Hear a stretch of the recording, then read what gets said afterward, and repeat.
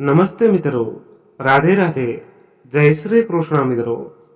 અમેરિકામાં રહીને પોતાનું આખું જીવન વિદેશમાં ગુજારી નાખનાર એક પિતા સાથે ભારતમાં આવીને બનેલી આ એક સત્ય ઘટના છે. તો થોડો સમય કાઢીને આ ઘટનાને છેલ્લે સુધી સાંભળજો. બળવંતરાય તેનું પોતાનું આખું જીવન વિદેશમાં જ વિતાવ્યું હતું, પણ જ્યારે તેઓ પાછા આવ્યા તો તેના દીકરાઓને બોજ લાગવા લાગ્યા હતા અને તેમને કોઈ ઠીકથી રોટલી પણ ખાવાનું નહોતા આપતા. એટલે એક દિવસે તેણે તેના માલિકને ફોન કર્યો. એટલે તેના માલિકે પાછા તેમને અમેરિકા બોલાવી લીધા. જ્યારે તેના માલિકે તેને પાછા અમેરિકા બોલાવી લીધા એટલે તેના દીકરાઓ ખૂબ જ ખુશ થઈ ગયા અને વિચારવા લાગ્યા કે હવે ફરીથી પિતાજીની આવક આવવા લાગશે અને આપણે પાછા મોજ શો કરવા લાગીશું. થોડા દિવસો પછી તેના ઘરની સામે બનેલા નવા બંગલામાં કોઈ રહેવા માટે આવ્યું હતું અને ત્રણેય ભાઈઓ અને તેમની વહુઓ તેના દીકરાઓને લઈને તે ઘરમાં જોવા માટે ગઈ. ત્યાંનો નજારો જોઈને તેઓ દંગ રહી ગયા. તેમને વિશ્વાસ નહોતો થઈ રહ્યો કે આવું કઈ રીતે બની શકે. તેમને નહોતું સમજાઈ રહ્યું કે આ હકીકત છે કે કોઈ સપનું છે. અહીંનો નજારો જોઈને તેના પગ નીચેથી જમીન સરકી ગઈ હતી. તેઓને કંઈ પણ સમજાતું ન હતું. દીકરા, તારા પિતાજીનો ફોન આવ્યો છે. બળવંતરાયનો અમેરિકાથી ફોન આવ્યો હતો અને આખા ઘરમાં દોડધામ મચી ગઈ હતી. બધા લોકો શોભાબેનની આજુબાજુમાં ભેગા થઈ ગયા હતા અને તેઓ પણ હસતા હસતા તેના દીકરાઓ, વહુ અને બાળકોની સામે જોઈ રહ્યા હતા. બધાના ચહેરા ઉપર ખુશી દેખાઈ રહી હતી. તે જાણતી હતી કે તેઓ બધા કંઈક ને કંઈક ફરમાઈશ કરવા માટે તેની પાસે આવી ગયા હતા અને આવું જ્યારે પણ ફોન આવતો ત્યારે થતું હતું.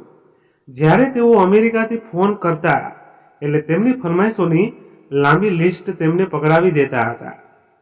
દાદી દાદાને કહો ને મારા માટે ઇમ્પોર્ટન્ટ સાયકલ મોકલાવી. આ સાયકલ તો ખરાબ થઈ ગઈ છે, તેનો મોટો પુત્ર કહી રહ્યો. શોભાબેન મુસ્કુરાઈને ફોન ઉપાડતા જઈ રહી હતી. ફોન ઉપાડ્યો એટલે બળવંતરાય બધાના હાલચાલ પૂછ્યા અને પછી કહ્યું કે હું ઇન્ડિયા પાછો આવી રહ્યો છું. આ સાંભળીને બધાને એવું લાગી રહ્યું હતું કે જાણે તેની માથે આગ ફાટી ગયું હોય. બધાના ચહેરા એકદમથી મૂરઝાઈ ગયા. કેમ, તમને શું થયું છે? અને આવી સારી નોકરી તમે શા માટે મૂકી દેવા માંગો છો? તમને તો ખબર જ છે ને, આ ઇન્ડિયામાં હાલત અહીંયા તો જ્યાં જુઓ શરીરમાં જીવ હોય ત્યાં સુધી કામ કરવું પડે છે.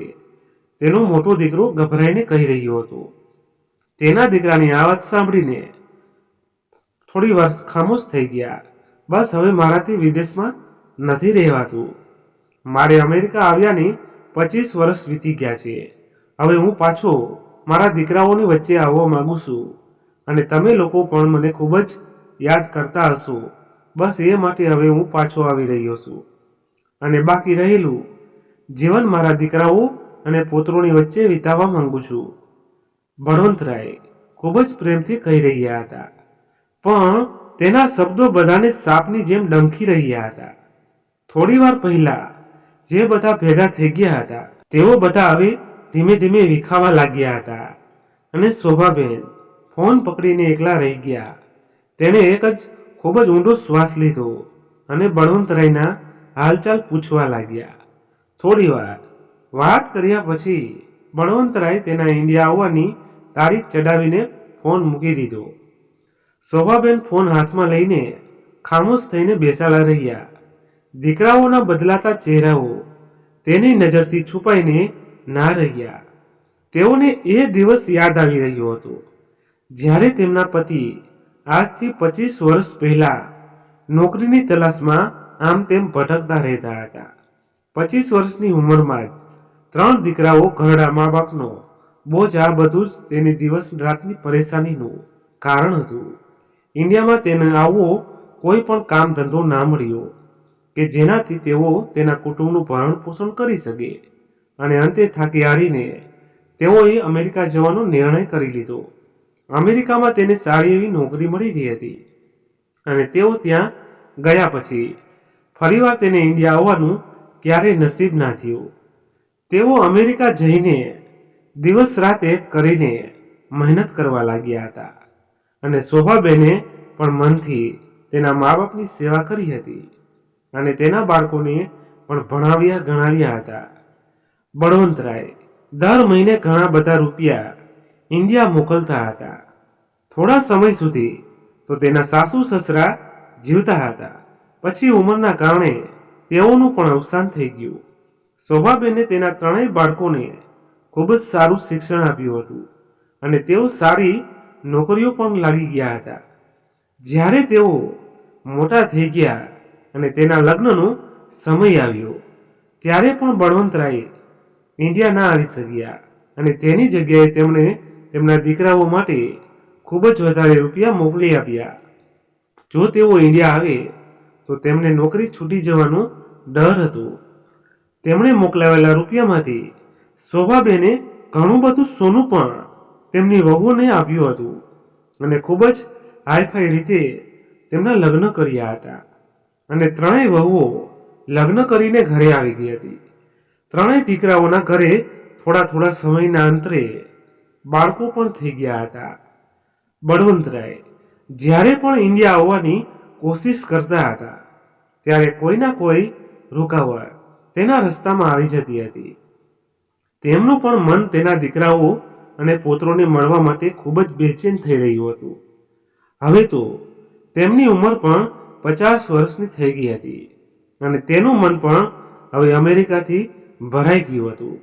તેણે તેમના અંગ્રેજી બોસ સાથે વાત કરી લીધી, જેઓ તેમનું ખૂબ જ ધ્યાન રાખતા હતા. જ્યારે તેમની ફ્લાઇટ ઇન્ડિયામાં ઉતરી અને તેઓ 25 વર્ષ પછી ઇન્ડિયાની ધરતી ઉપર પગ રાખ્યો હતો અને તેની આંખોમાં ચમક દેખાઈ રહી હતી. આજે જરૂર આખું ઘર મને લેવા માટે એરપોર્ટ પર આવ્યું હશે. બધા જ મને મળવા માટે અઘીરા થઈ રહ્યા હશે.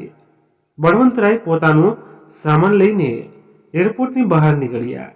તેની નજર બધી બાજુ દોડી રહી હતી. ત્યારે તેને એક ઝટકો લાગ્યો, કારણ કે શોભાબેન સિવાય તેમને લેવા માટે કોઈ ન હતું આવ્યું. બસ ખાલી શોભાબેન બહાર ઊભા ઊભા તેમની રાહ જોઈ રહ્યા હતા.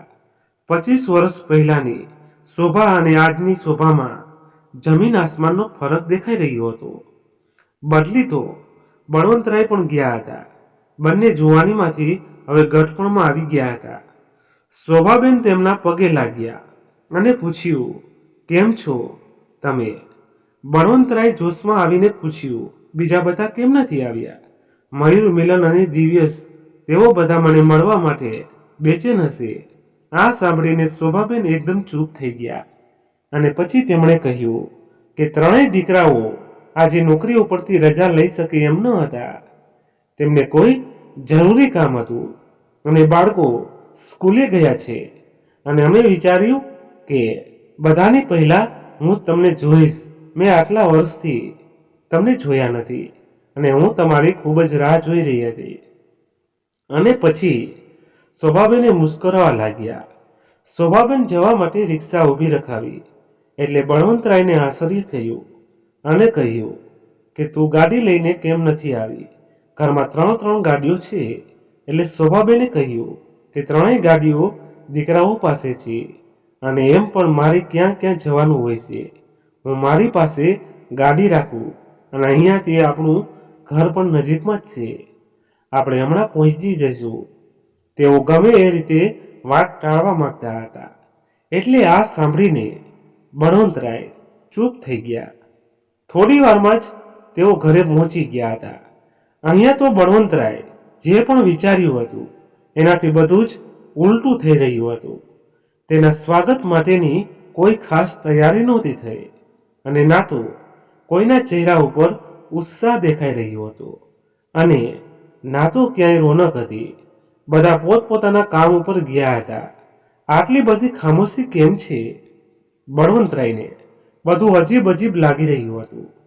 એટલે શોભાબેને કહ્યું કે મેં તમને કહ્યું તો હતું કે ઘરમાં કોઈ નથી. તમે થોડા ફ્રેશ થઈને જમી લ્યો. અને પછી આરામ કરો. રાત સુધીમાં બધા કામ ઉપરથી પાછા આવી જશે. ત્યારે જ તમારી એ બધા સાથે મુલાકાત થશે. આ સાંભળીને બળવંતરાય હેરાન રહી ગયા. દીકરાઓ તો નહોતા, પણ તેની પત્નીઓ તો ઘરમાં જ હતી. તો પણ તેમાંથી કોઈ તેમને મળવા માટે બહાર નહોતી આવી. પણ તેણે તેના મગજ ઉપર વધારે જોર ન આપ્યું અને સીધા તેના રૂમની અંદર જઈને આરામ કરવા લાગ્યા. તેઓ ખૂબ જ થાકી ગયા હતા, એટલે તેમને ઊંઘ આવી ગઈ. જ્યારે તેઓ જાગ્યા તો ઘરમાં ખૂબ જ અવાજ આવી રહ્યો હતો, એટલે તેઓ ખુશ થઈ ગયા અને જલ્દીથી કપડાં બદલીને તેઓ બહાર આવ્યા. અત્યારે ઘરમાં ખૂબ જ રોનક લાગી રહી હતી. તેના ત્રણેય દીકરાઓ કામ ઉપરથી પાછા આવી ગયા હતા અને તેની પત્નીઓ પણ તૈયાર થઈને બહાર આવી ગઈ હતી. નાના નાના બાળકો રમી રહ્યા હતા. બળવંતરાય મુસ્કુરાતા આગળ વધી રહ્યા હતા. બેઠા ખંડમાં વચ્ચે આવીને ઊભા રહી ગયા. તેને લાગી રહ્યું હતું કે બધા તેને જોઈને એકદમથી તેને ઓળખી જશે. એટલી વારમાં જ તેના મોટા દીકરા મયુરની નજર તેમના ઉપર પડી. અરે પિતાજી, તમે પાછા આવી ગયા.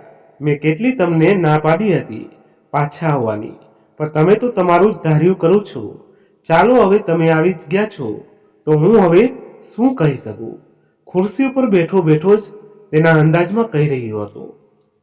તેના નાના દીકરાઓ દિવ્યેશ અને મિલન બંને ઊભા થઈને તેના પિતાજીની પાસે આવીને તેમને પગે લાગ્યા અને વહુઓ પણ તેમની પાસે આવીને આશીર્વાદ લેવા લાગી. પણ કોઈના ચહેરામાં તેના આવવાનો ઉલ્લાસ નહોતું દેખાઈ રહ્યો. જમવાનું ટેબલ ઉપર લગાવી દીધું હતું. બળવંતરાય ચૂપચાપ જમવાના ટેબલ બાજુ આગળ વધ્યા અને તેઓની વચ્ચેની ખુરશી ઉપર બેસવા ગયા. એટલે મયુરની વહુએ કહ્યું કે પિતાજી, એ ખુરશી ઉપર ના બેસતા. તે ખુરશી ઉપર મયુરની સાથે હું બેસું છું. આ સાંભળીને બળવંતરાયને શરમ મહેસૂસ થવા લાગી અને તેઓ ચૂપચાપ તે ખુરશી પાસેથી હટી ગયા. મયુર ત્યાં આવીને આરામથી બેસી ગયો. બળવંતરાય થોડી વાર એમ જ ઊભા રહ્યા. એટલે તેના બધા દીકરાઓ અને વહુઓ પોતપોતાની ખુરશી ઉપર બેસી ગયા. બળવંત માટે એક પણ ખુરશી ખાલી ન હતી. શોભનાબેન પણ ખામોશીથી આ બધું જોઈ રહ્યા હતા. એટલે તેઓ તેની જગ્યાએથી ઊભા થઈ ગયા અને કહેવા લાગ્યા, તમે અંદર રૂમમાં બેસી જાઓ, હું તમને ત્યાં જમવાનું આપી દઉં છું. આ જોઈને બળવંતરાય જોતા જ રહી ગયા. આ તેમને કેવું સ્વાગત થઈ રહ્યું હતું. આવા સ્વાગતોની તો તેમણે કલ્પના પણ નહોતી કરી. તેણે ગભરાઈને તેના બાળકોની તરફ નજર કરી. કોઈ પણ તેની સામે ધ્યાનથી નહોતું જઈ રહ્યું. બધા દીકરાઓ તેની પત્નીઓ સાથે વાત કરતા હતા અને આખા દિવસની ચર્ચાઓ કરતા હતા. શોભનાબેન તેનો હાથ પકડ્યો અને કહેવા લાગ્યા, અહીંયા ઊભા રહેવાનો કોઈ ફાયદો નથી. તમે અંદર ચાલો અને અંદર બેસી જાઓ. અને તેઓ તેના રૂમ તરફ આગળ વધ્યા. બળવંતરાય પણ જોઈ રહ્યા હતા કે શોભાબેન પણ એ ઉપરથી ઊભા થઈ ગયા હતા. તો પણ કોઈને કંઈ ફરક નહોતો પડી રહ્યો. બળવંતરાયનું દિલ સુકાઈ ગયેલા પત્તાની જેમ મોજાઈ ગયું હતું. તેમને તેના દીકરાઓનું આ વર્તન કંઈક અજુગતું લાગી રહ્યું હતું. તેઓ બેચેની થઈ ગયા. તેઓ જેવા રૂમની અંદર આવ્યા એટલે શોભાબેને પૂછવા લાગ્યા કે મારા આવવાથી દીકરાઓ ખુશ નથી. આ સાંભળીને શોભાબેન થોડી વાર ચૂપ રહ્યા અને પછી કહેવા લાગ્યા કે બાળકો એવું વિચારતા હતા કે તમે હજુ થોડા સમય અમેરિકામાં રહો. અને મયુર પોતાનો ધંધો કરવા માંગતો હતો અને એ માટે તેમને ઘણા બધા રૂપિયાની જરૂર હતી. અને દિવ્યેશને પણ તેના માટે એક પ્લોટ ખરીદવો હતો અને એ માટે તેને પણ રૂપિયાની જરૂર હતી. અને તેઓ તમારી આશાએ બેઠા હતા, પણ તમે જલ્દી પાછા આવી ગયા એટલે તેઓ થોડા નારાજ છે. શોભાબેન વાતને થોડી હળવી બનાવીને તેમને કહી રહ્યા હતા. હવે બળવંતરાયના હૃદયને આ વાત હજમ ના થઈ. શોભા, મેં 25 વર્ષ અમેરિકામાં વીત્યા આવ્યા. હવે મારું હૃદય ગભરાઈ રહ્યું હતું.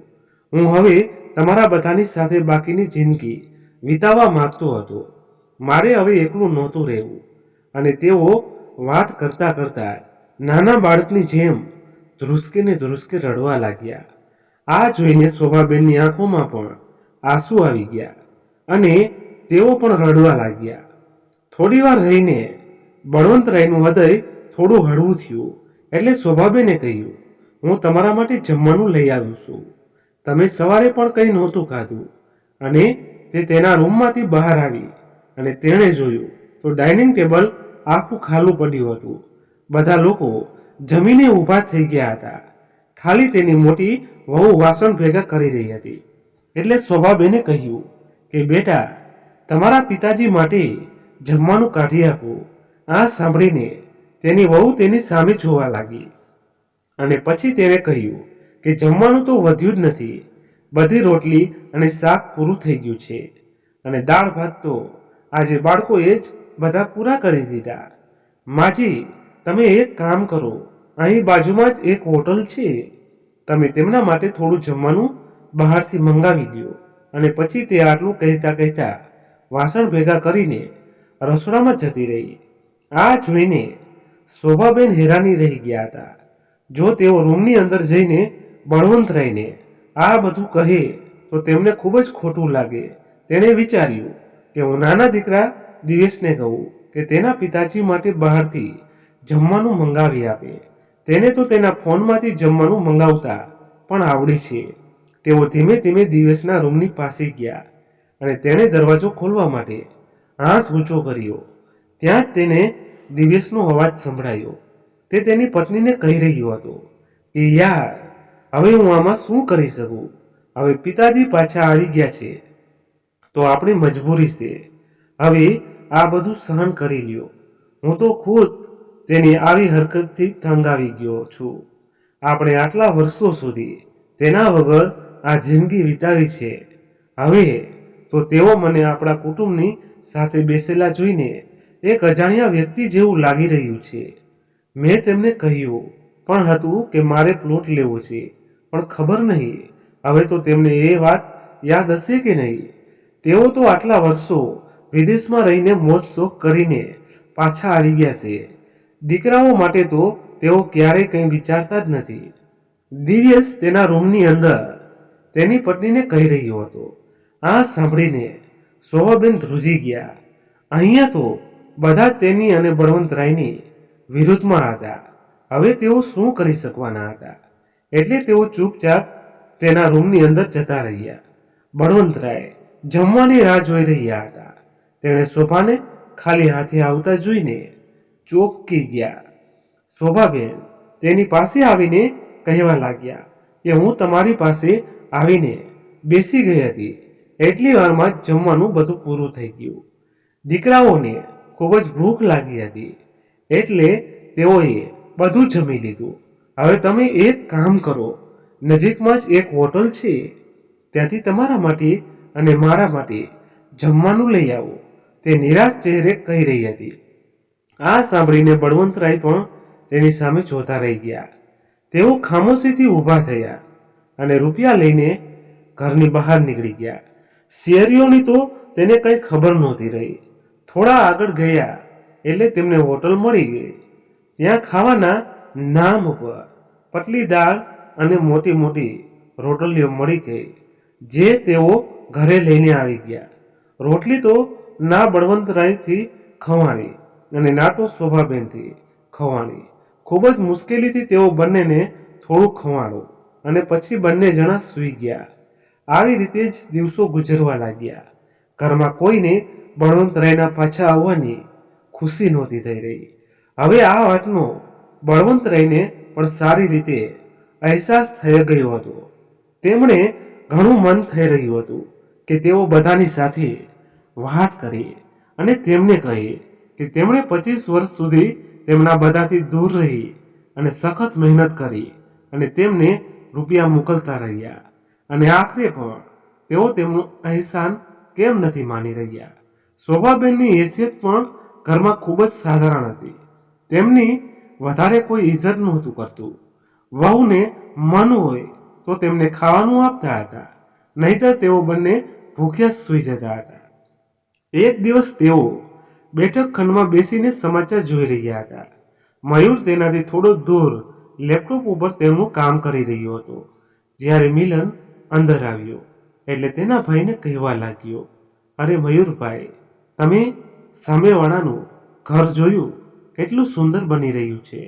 તેઓએ ઇડલીથી માર્બલ મંગાવીને લગાવ્યો છે અને તેમની ડિઝાઇન તો એટલી સુંદર છે કે મેં આખા શહેરમાં આવું મકાન ક્યાંય નથી જોયું. આ બંગલો બનાવવામાં તેઓએ ખૂબ જ રૂપિયાનો ખર્ચો કર્યો છે. આટલું કહેતા કહેતા તે મયુરની બાજુમાં બેસી ગયો. આ સાંભળીને મયુર પણ થોડી મુસ્કુરાહટ આપી.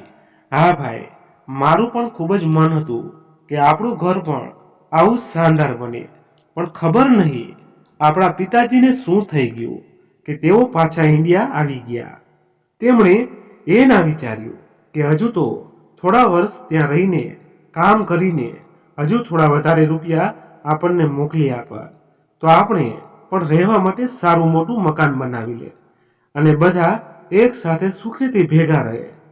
મયુર તેના પિતાજીની સામે જોઈને આ બધું કહી રહ્યો હતો અને બળવંતરાય બેઠા બેઠા આ બધું સાંભળી રહ્યા હતા. મિલનની આંખોમાં પણ ગુસ્સો સાફ સાફ દેખાઈ રહ્યો હતો. દીકરા, મેં આટલા વર્ષ સુધી ત્યાં કામ કર્યું છે. હવે તો મારા હાડકાં પણ ખૂબ જ કમજોર થઈ ગયા છે. હવે મારી એટલી બધી તાકાત નથી રહી કે હું અમેરિકામાં રહીને કામ કરી શકું. અને હવે તો તમે બધા પણ નોકરીઓ કરવા લાગ્યા છો અને ખૂબ જ સારું કમાઈ રહ્યા છો. પછી મારે કામ કરવાની શું જરૂર છે? બળવંતરાયે હિંમત કરીને આ બધું કહી દીધું. પણ તેના બંને દીકરાઓએ તો લાગી રહ્યું હતું કે ખબર નહીં તેમણે આ શું વાત કહી દીધી. હવે તમે અમારી કમાણી ઉપર તો નજર ના નાખો. એમાં પણ અમને અહીં ઇન્ડિયામાં શું મળી રહ્યું છે એ તો તમને સારી રીતે ખબર છે. હું આટલા સમયથી ધંધો કરવાની કોશિશ કરી રહ્યો હતો, હવે એ પણ નહીં થઈ શકે અને અમારા ત્રણેય ભાઈઓને બાળકો સાથે આ ખંડેર જેવા ઘરમાં આખી જિંદગી રહેવું પડશે. હવે તમે તો ખુશ થઈ જશો, કારણ કે તમારે અહીંયા મોજ શોખ તો કરતા કરતા આરામ કરવાનો છે. ગુસ્સામાં કહેતા કહેતા મયુર ઊભો થઈને તેના રૂમની અંદર જતો રહ્યો અને મિલન પણ તેનું મોઢું બગાડતો તેના રૂમની અંદર જતો રહ્યો. બળવંતરાય ઉપર તો જાણે આગ ફાટી ગયું હતું. તેમને તો જરા પણ અંદાજ ન હતો કે તેના બાળકો તેને આટલી બધી નફરત કરતા હશે. તેની આંખોમાંથી આંસુ વહેવા લાગ્યા. ધ્રુજતા હાથે તેણે પોતાની ખીચામાંથી પોતાનો ફોન બહાર કાઢ્યો.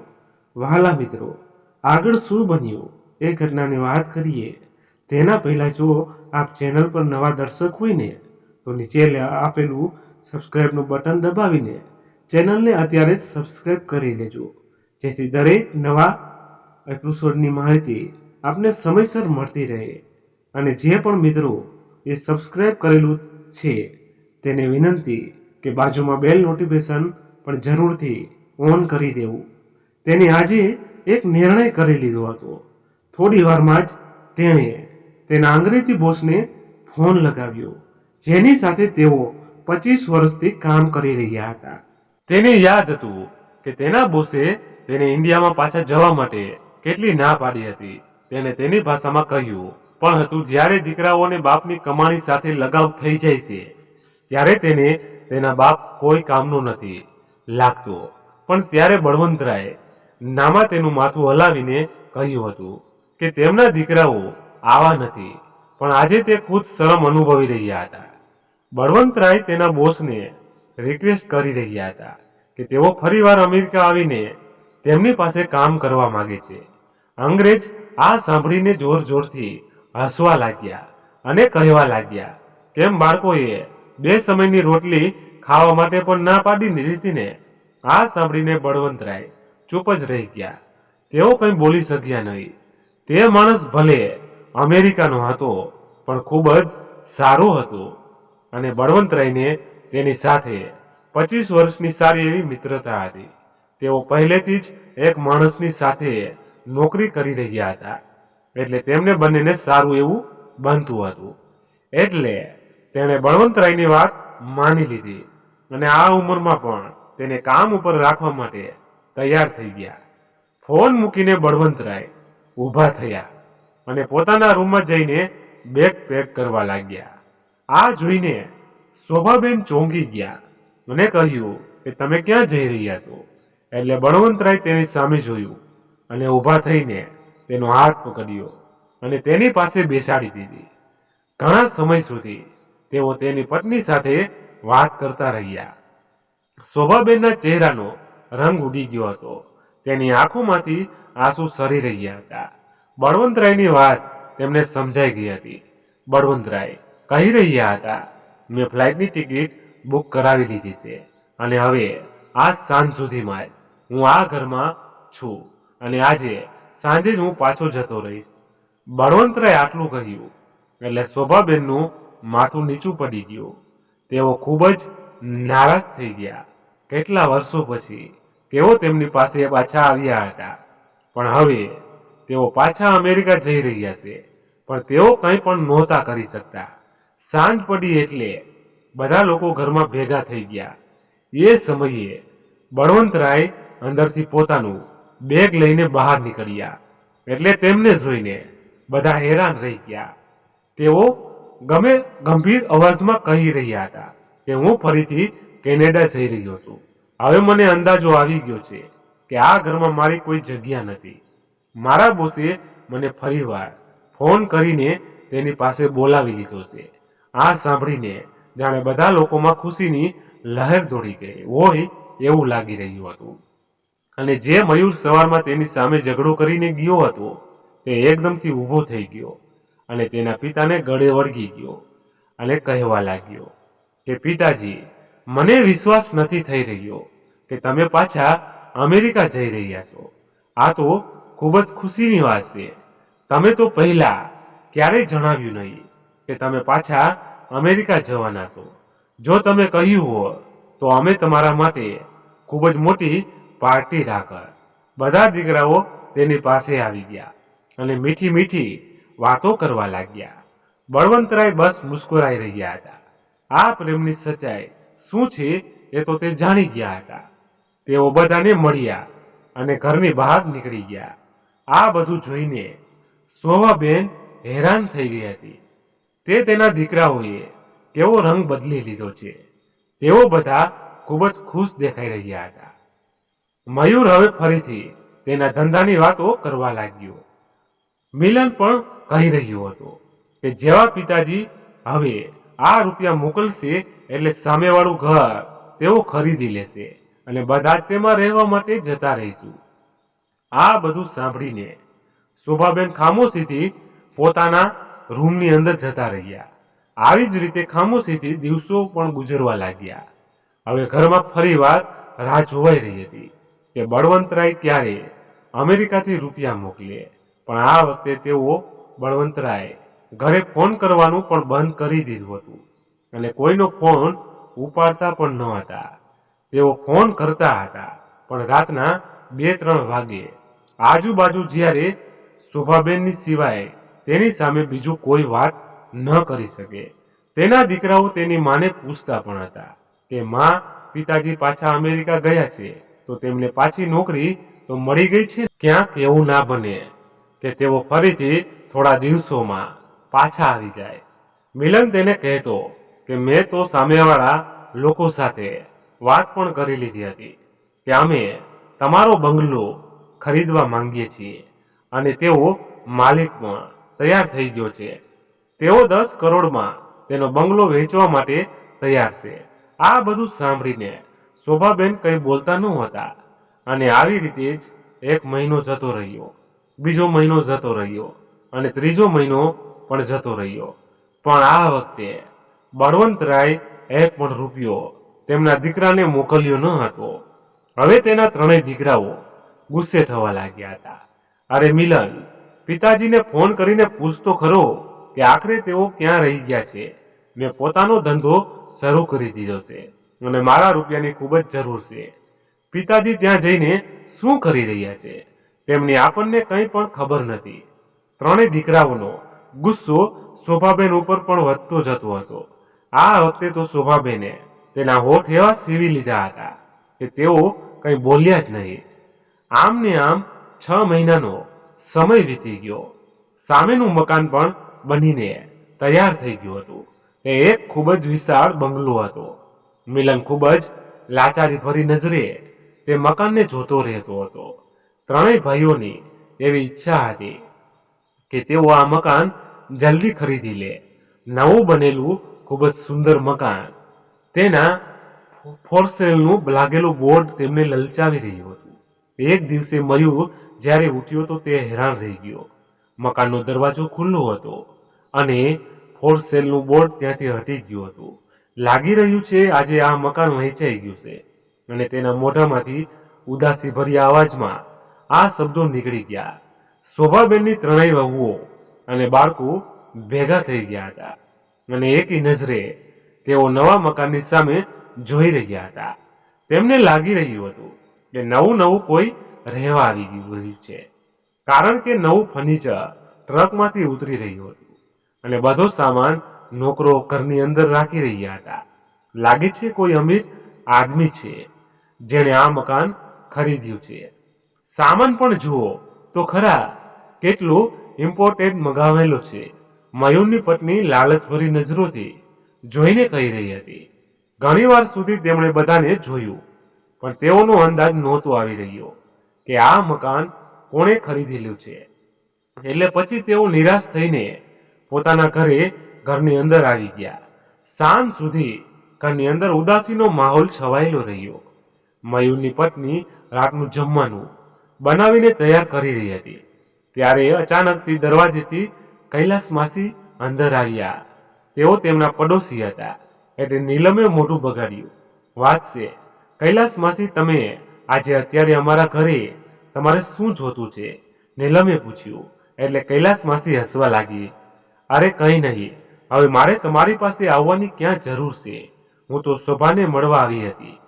શોભા હવે સામેવાળા ઘરમાં રહેવા જતી રહી છે, એટલે હું તો બસ તમને એ પૂછવા માટે આવી હતી કે તમે લોકો એ ઘરમાં રહેવા માટે નથી ગયા.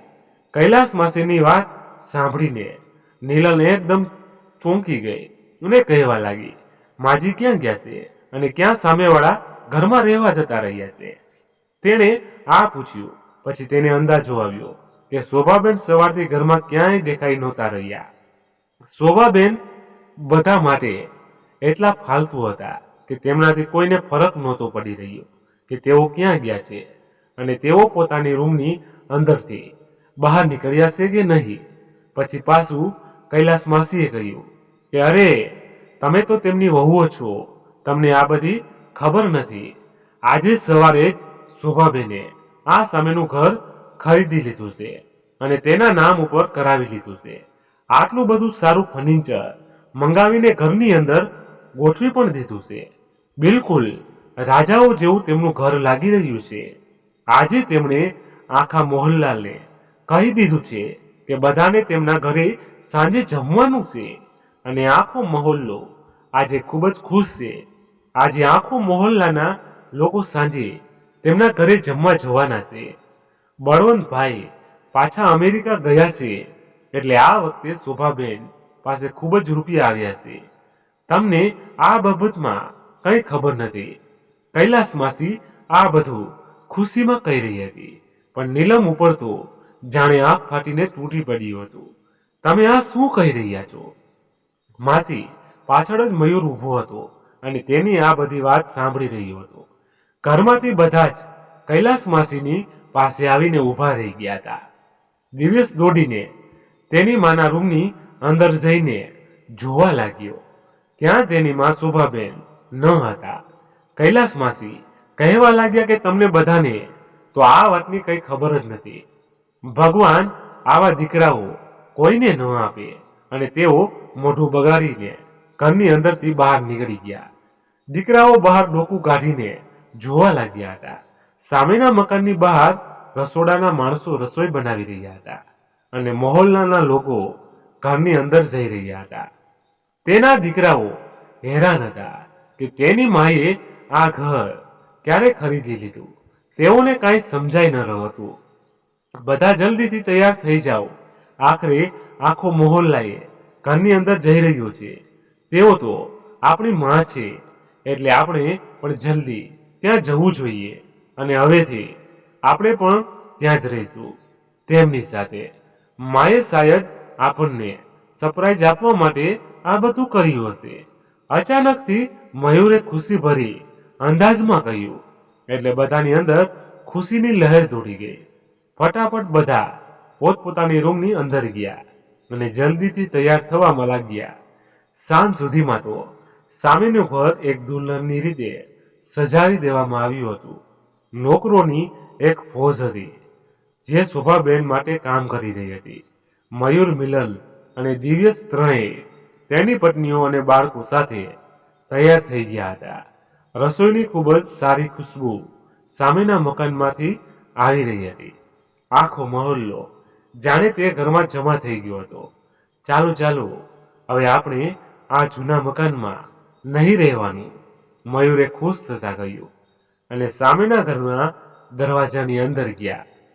શોભાબેન હોલની અંદર સામેના વચ્ચેના સોફા ઉપર બેઠા હતા। તેણે ખૂબ જ કિંમતી સાડી પહેરી હતી અને તેઓ મુસ્કરાઈ રહ્યા હતા। બધા લોકો માટે ખુશીઓનો લગાવેલી હતી અને બહારની તરફ જમવાનું પણ તૈયાર થઈ ગયું હતું। બધા પોતપોતાની મરજીથી જમી રહ્યા હતા। આપણે બધા તો આમ બધા લોકોની સાથે જમવા થોડી બેસી જઈશું, આપણે તો પહેલા સીધા મા પાસે જઈએ, તેઓ આપણને પર્સનલ ડાઇનિંગ ટેબલ ઉપર જમવા બેસાડશે। મયુરે ખૂબ જ ગર્વથી આટલું કહ્યું। પછી તેઓ બધા લોકોની વચ્ચેથી રસ્તો બનાવતા બનાવતા સીધા શોભાબેનની સામે જઈને ઊભા રહી ગયા। માં, તમે અમને આટલું મોટું સરપ્રાઈઝ આપ્યું, અમને એટલી ખુશી થઈ રહી છે કે અમને વિશ્વાસ નથી આવી રહ્યો। આ બંગલો ખરીદવાની તો અમને ઘણા સમયની ઈચ્છા હતી।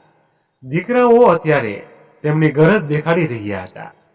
શોભાબેન થોડા મુસ્કુરાયા અને પછી કહેવા લાગ્યા કે તમને કંઈક વહેમ થઈ રહ્યો હશે, અને પછી સામે ઈશારો કરતા કહ્યું, આ મકાન મેં નથી ખરીદ્યું, તેના અસલી માલિક તો સામે ઊભા છે।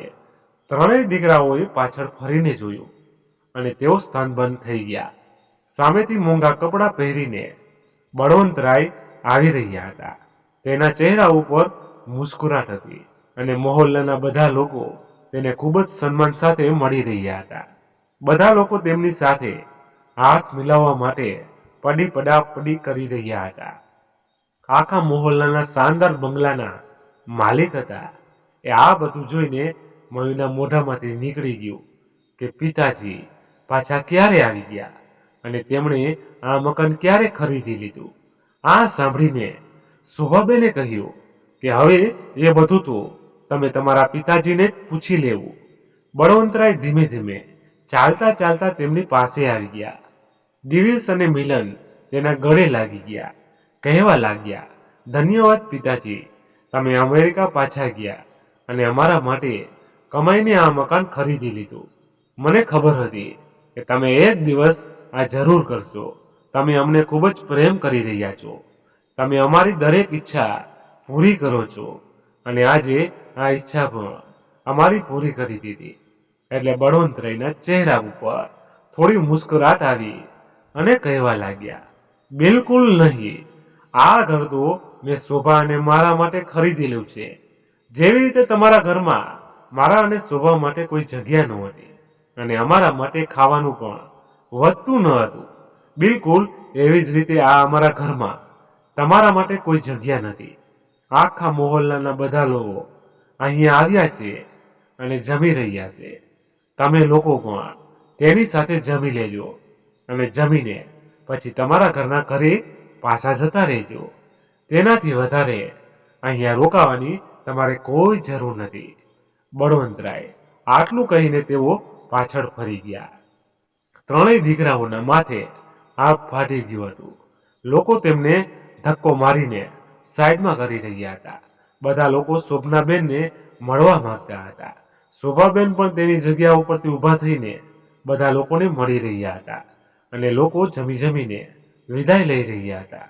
નોકરોએ આવીને મયુર મિલન અને દિવ્યસ અને તેની પત્નીઓ અને બાળકોને પાછળ હટાવી દીધા. નોકરો તેમને કહી રહ્યા હતા કે જો તમારે જમવાનું હોય તો સામે જમવાનું રાખેલું છે, જલ્દીથી તમે જમી લ્યો, નહીતર થોડી વારમાં બધું જમવાનું પૂરું થઈ જશે. હવે માલિકનો આરામ કરવાનો સમય થઈ રહ્યો છે. થોડી વારમાં ઘરને બંધ કરી દેવામાં આવશે. નોકરોની આવી વાત સાંભળીને ત્રણેય દીકરાઓને ખૂબ જ ખોટું લાગી ગયું અને મોઢું ચડાવીને પોતાના ઘરે પાછા આવી ગયા. તેના દીકરાઓની સામે બળવંતરાય અને બેન શોભાબેન ઠાઠમાઠથી રહેવા લાગ્યા હતા. બળવંતરાય તેના પોતાનો ધંધો પણ શરૂ કરી દીધો હતો. એમાં બન્યું હતું એવું કે બળવંતરાય પાછા અમેરિકા ગયા ને ત્યારે તેના બોસે તેમની પાસે બેસાડ્યા અને તેની સાથે શું બન્યું એ બધું પૂછ્યું. એટલે બળવંતરાય તેની સાથે ઇન્ડિયામાં તેના દીકરાઓ સાથે બનેલી આખી ઘટના તેમના બોસને કહી સંભળાવી. આ સાંભળીને તેમના બોસને ખૂબ જ દુઃખ થયું. બળવંતરાય તેમના બોસ સાથે 25 વર્ષની નોકરી કરી રહ્યા હતા અને તેના બોસે ઊભી કરેલી નવી કંપનીની ઉત્સાહી સુધી પહોંચાડવામાં તેમનો ખૂબ જ મોટો હાથ હતો. બળવંતરાય દિવસ રાત એક કરીને મહેનત કરીને કંપનીને ટોપ 10માં સમાવેશ કરાવ્યો હતો. કંપની વર્ષમાં અબજો ટર્ન ઓવર કરી રહી હતી અને આ બધું જ બળવંતરાયના કારણે થયું હતું. એટલે તેના બોસે બળવંતરાયને કંપનીના 50%ના ભાગીદાર બનાવી દીધા. પછી તેના બોસે કહ્યું કે હવે તમે તમારી પત્ની સાથે ઇન્ડિયામાં પણ રહી શકશો અને અમેરિકા આવીને પણ રહી શકશો. હવે તમારે કામ કરવાની કોઈ જરૂર નથી.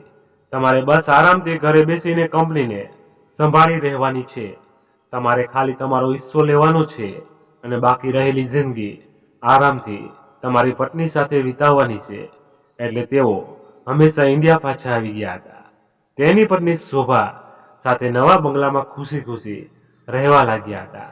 તેમના ત્રણેય દીકરાઓ તેમને જ્યારે મળવા આવતા ત્યારે તેઓ થોડી વાર માટે તેમને મળી લેતા, પણ તેમને ઘરમાં બેસવાની અનુમતિ નહોતા આપતા. હવે ત્રણેય દીકરાઓ પાસે પસ્તાવા સિવાય બીજું કશું ન હતું. તેણે જાતે જ તેમના પગ ઉપર કુહાડો માર્યો હતો. હવે ત્રણેય ભાઈઓ તેના પગારમાંથી પોતાનું ઘર ચલાવી રહ્યા હતા અને ધીરે ધીરે ખર્ચાઓ પણ વધી રહ્યા હતા. એટલે તેમની ગાડીઓ પણ વેચાઈ ગઈ હતી. હવે તેમને ક્યાંય જવા માટે રિક્ષા કરવી પડતી હતી. પણ સામે બળવંતરાય અને શોભાબેન એક જ ખૂબ જ મોંઘી ગાડી ખરીદી હતી. ત્રણેય ભાઈઓ દિવસ રાત તે મકાનની સામે ઊભા રહીને અફસોસ કરતા રહેતા હતા. હવે તેઓ પસ્તાવો કરવા સિવાય બીજું કંઈ પણ કરી શકે એમ પણ ન હતા. વહાલા મિત્રો, વાર્તા સમાપ્ત થઈ. મિત્રો, વાર્તા આપને પસંદ આવી હોય ને તો ખાસ વાર્તાને લાઈક કરીને તમારા મિત્રો સાથે શેર કરજો અને એકવાર સાચા મનથી કોમેન્ટ બોક્સમાં જય માતાજી, જય શ્રી કૃષ્ણ જરૂરથી લખી નાખજો, જેથી માતાજીની અસીમ કૃપા આપ સૌના પરિવાર પર બની રહે. અને મિત્રો, આ વાર્તા વિશે આપનું શું કહેવું છે તે પણ આપ કમેન્ટ બોક્સમાં જરૂરથી જણાવજો. અને ખાસ મિત્રો, આપણી આ ચેનલને સબસ્ક્રાઈબ કરી દેજો, જેથી આવી જ સત્ય ઘટના અને સત્ય ઘટના પર આધારિત વાર્તાઓ આપને સમયસર સાંભળવા મળતી રહે. ફરી મળીશું મિત્રો કોઈ નવી વાર્તા સાથે. ત્યાં સુધી તમારા પરિવાર સાથે ખુશખુશાલ રહો. ખૂબ ખૂબ ધન્યવાદ. જય હિન્દ, જય ભારત.